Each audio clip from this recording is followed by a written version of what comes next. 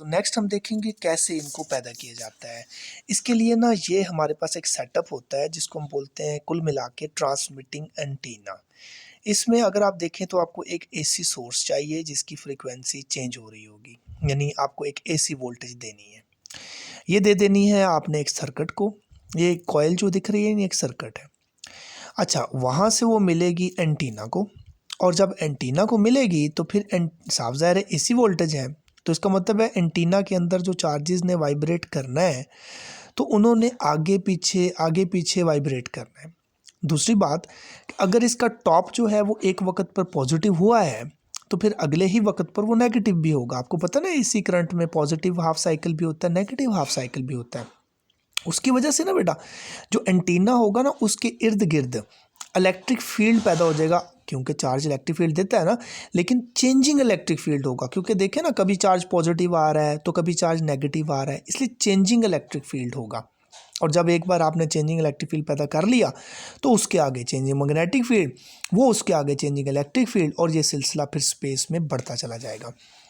ये देखें, ये वेव्स हमारी पहुंच रही हैं, फ़र्ज़ किया ये आपने पैदा करती हैं ट्रांसमिटिंग एंटीना। अब आपने करना है इनको रिसीव।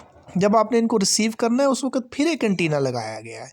ये जो आप देख रहे हैं ना ऐसे एक एरोनमा, ये एंटीना है, इसको आप बोलेंगे रिसीविंग एंटीना। अब रिसीविंग एंटीना पे आपको पता है कि जब इलेक्ट्रोमैग्नेटिक वेव्स पहुंचेंगी, हिट करेंगी, तो फिर रिसीविंग एंटीना के अंदर जो चार्जेस होंगे वो भी तो मुतहर्रक हो जाएंगे ना, उनको भी तो वोल्टेज मिलेगी। अब जब वो मुतहर्रक हो जाएंगे तो याद रखें कि हमारी स्पेस में तो बहुत फ्रीक्वेंसीज़ हैं जो इस वक्त इलेक्ट्रोमैग्नेटिक वेव्स की सूरत में बाहर निकाल, मतलब एक रेडियो स्टेशन की बात करें तो रेडियो स्टेशन पे आपको पता है बहुत सारे प्रोग्राम्स हैं, नशर हो रहे हैं। कोई गाना चल रहा है, तकरीर चल रही है, नात पढ़ी जा रही है, और इसके अलावा कोई प्रोग्राम हो रहा है, तो ये हर एक अलग अलग फ्रीक्वेंसीज़ के ऊपर उनको लॉन्च किया जाता है। अब इसका मतलब है कि ये जो वेव्स आके हिट कर रही हैं किसी एक फ्रीक्वेंसी की नहीं कर रही। जैसे आपको पता होगा 96, 93, 101 मेगाहर्ट्ज़, ये मुख्तलिफ स्टेशंस हैं, तो ये मुख्तलिफ फ्रीक्वेंसीज़ हैं जो हिट कर रही होती हैं। अब आपका जो एंटीना है ना, अब आपका एंटीने के अंदर चार्जेस मुतहर्रक तो हैं लेकिन मुख्तलिफ फ्रीक्वेंसीज़ पर मुतहर्रक है। ऐसी सूरत हाल में अब आपने कौन सा स्टेशन देखना है वो आपके सर्किट पे डिपेंड करता है। आपका रिसीविंग एंटीना पीछे एक रिसीवर के साथ लगा होता है, और उस रिसीवर में LC सर्किट होता है, और उसमें एक नॉब भी होती है जिसको आप घुमाएंगे ना तो आपका चैनल चेंज हो जाता है। असल में क्या होता है कि जब आप उसको घुमाते हैं ना तो कैपेसिटेंस की वैल्यू चेंज हो जाती है, जिससे ना आपका LC सर्किट उसकी फ्रीक्वेंसी बदल जाती है। आपने पढ़ा था पीछे कि LC सर्किट की भी एक फ्रीक्वेंसी होती है।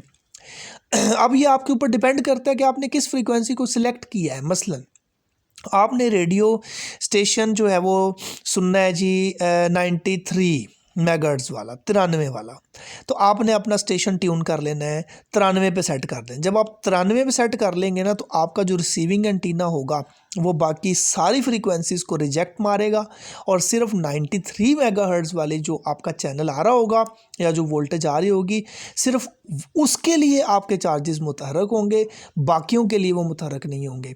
और इस तरह से बाहर की फ्रीक्वेंसी यानी 93 और अंदर की आपके सर्किट की फ्रीक्वेंसी यानी 93 वो मैच कर जाएगी। इसको रेजोनेंस बोलते हैं। और आपने फर्स्ट ईयर में पढ़ा था ना कि जब रेजोनेंस होती है तो फिर आपका सर्किट जो होता है या सिस्टम जो होता है वो सिर्फ उसी फ्रीक्वेंसी को रिस्पॉन्स करता है और बाकी फ्रीक्वेंसीज को रिस्पॉन्स नहीं करता।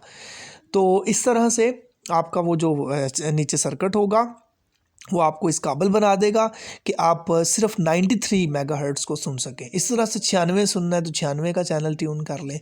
तो ये देखें कि इस तरीके से हम लोगों ने इसको प्रोड्यूस करना है। अब इसकी जो रीडिंग है वो मैं नेक्स्ट वीडियो में बना देता हूँ, वीडियो थोड़ी लंबी हो जाती बेटा। ओके, अल्लाह हाफिज़।